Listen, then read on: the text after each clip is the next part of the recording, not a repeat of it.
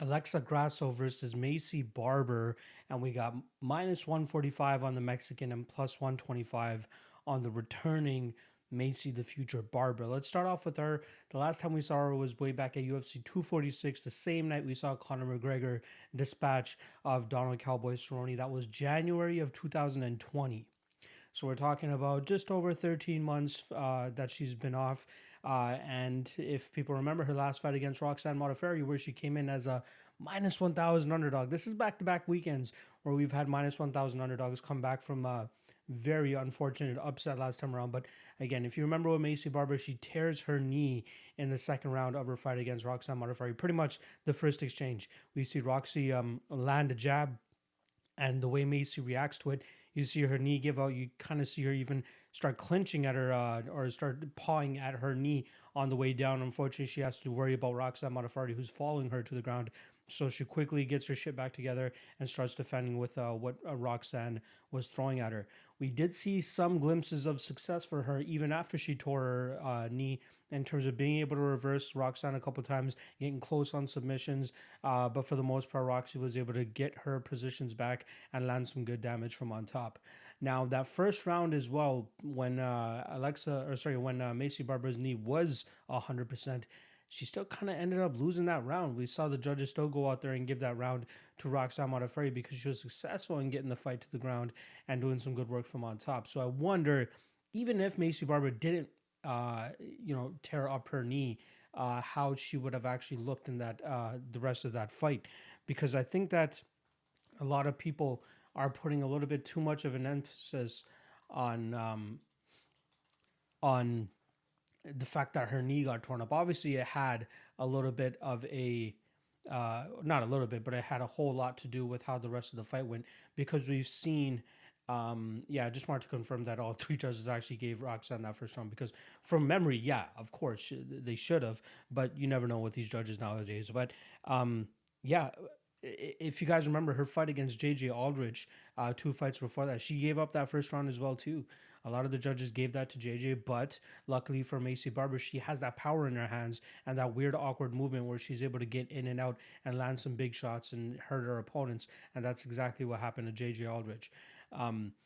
She, dating back to her Jamie Colleen fight, she was on a 4-fight KO streak from the Contender Series all the way up until the Jillian Robertson fight, and then she runs into Roxanne Modafferi. Now she's like her. She looks great, you know what I mean, in terms of the skills that she brings to the table.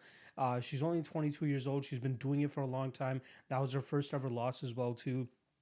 She set high expectations for herself coming into the UFC, saying she wanted to be the youngest ever female champion to do it. And she looked like she had all the makings of it. You know what I mean? She had a solid training camp. She was going up there to the Rufus Sport, training with Ben Askren, trying to round out her game. And now what we're seeing is actually, I believe she's in the Chicago area, if I'm not mistaken. She's getting in time with Izzy Wrestling, if you guys know him. Izzy Martinez, I believe his last name is. Done work with Yair Rodriguez. Usually teams up with a lot of Greg Jackson's guys as well too. So I don't know if 100% why she made a complete cam change, but she could be split in time between those two spots as well. So that's exactly what could be going on here. I have question marks about Maycee though. Like I feel like she might be biting off a little bit more than she can chew. I mean, she tried making 115 pounds on a regular basis. Now she's up at 125, and that's a constant theme as well in the career of Alexa Grasso. So let's move on over to the Mexican now, who's coming off a win over Ji Yoon Kim, where she came in as a minus 265 favorite. But she's definitely been put through the ringer a little bit more than Maycee Barber has, in terms of at least the opponents that she's had to go up against. She came into the UFC with a very huge hype train around her, and she's falling on a little bit of tough times against high level opponents. And can you really blame her?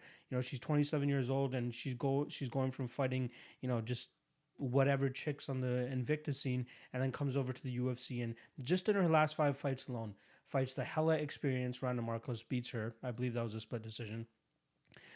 Then they feed her to Tatiana Suarez, where she comes in as a plus 425 underdog.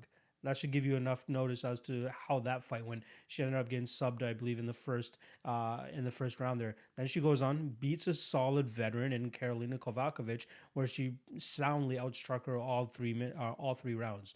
Then they give her Carla Esparza in a very, very close fight. I believe it was a majority decision for Carla Esparza, but she showed great resiliency in that fight. You know, Carla was able to complete takedowns, but we did see Alexa Grasso very active off her back, throwing up submissions, trying to get back to her feet. And then when it was on the feet, it was just one way traffic in terms of Alexa just absolutely piecing up Carla. And that's pretty much all of Carla's fights, right? Whenever she's fighting a striker, she's able to take them down and keep them down. But when it's on the feet, it's just one way traffic. So, you know, good learning experience for Alexa Grasso there. She shouldn't hold her head too low or at least off of those two losses. You know what I mean? Tatiana Nurmaga Suarez, as I like to call her, is a future title holder. You know what I mean? The only thing holding her back is her injuries. Apparently, she has a neck and spine injury that she's trying to take her time and, recovering, and then she'll eventually come back. I believe, I could be mistaken on this, but that might have been Tatiana Suarez's last fight against Alexa Grasso. And then we see her go out there and, go up to 125 pounds and fight a girl like Ji Yoon Kim, who had a 2-inch height advantage on her. And even in the cage, it looked like she was obviously the bigger woman. But Alexa Grasso still did a good job in terms of getting her shots off, showing she was the much crisper boxer and had the faster hands. And she was able to land the better combinations and get her hand raised in a judge's decision.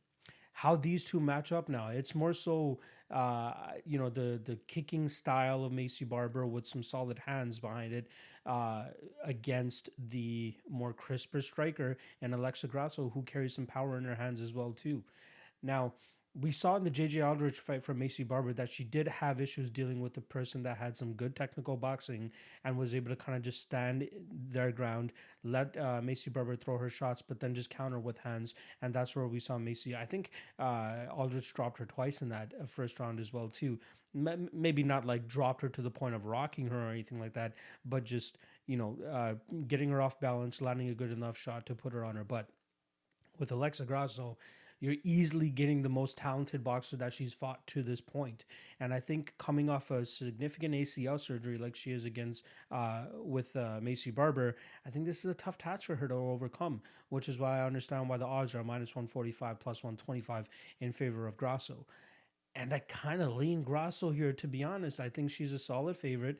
I think that she could come through and show us that, her hands are definitely much better. And unless we see like a Maycee Barber that wants to go out there and wrestle and use her jiu-jitsu right off the bat, I think she's going to have some trouble tracking down Alexa Grasso.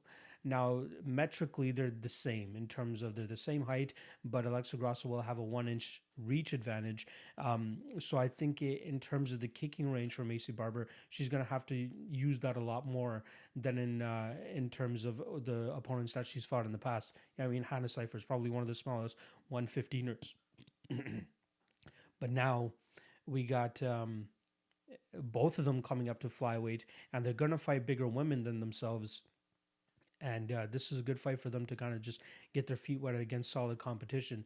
But I think this is too much for Barber, especially coming off such a bad injury. She moves well. She has a good all-around game. But I think that her kryptonite is going to be somebody that possesses the skill set of an Alexa Grasso, who has great kickboxing, great boxing, very good defensively as well too, in terms of staying out of the way of big shots, and then does a great job of getting her combinations off and getting out of the way before eating too much damage. She holds her chin down. She has a great high guard in terms of strike of a boxer and kickboxer, and I think that's going to cause Maycee Barber some problems here when she's not able to land cleanly enough on her. Again, the issue with all of Barber's past opponents is they've just not had the technical savvy of an Alexa Grasso, and I think this is the toughest fight in Maycee Barber's career up until this point. So I think we do have some solid value on Alexa Grasso all the way up to that minus 150 points. So I think that she's a solid bet here. This is a good spot to fade Maycee Barber in this spot, considering that her ACL surgery and this being her toughest test up to date. She should have got a Hannah Cipher's type opponent for her comeback. Maybe just throw Barber Cipher's two there just for the hell of it. But I think this is a very, very tough fight for Barber to come back to. So I'm going with Alexa Grasso. I do think she wins this fight via decision. She's going to go out there and outbox Maycee Barber. Yeah, I don't want to call a finish. Like, we haven't seen Alexa Grasso have a finish within the last several fights. And Barber is quite durable. I'll give that to her. Just watch her last fight. But yeah, I'll go with Alexa Grasso to win this fight via decision.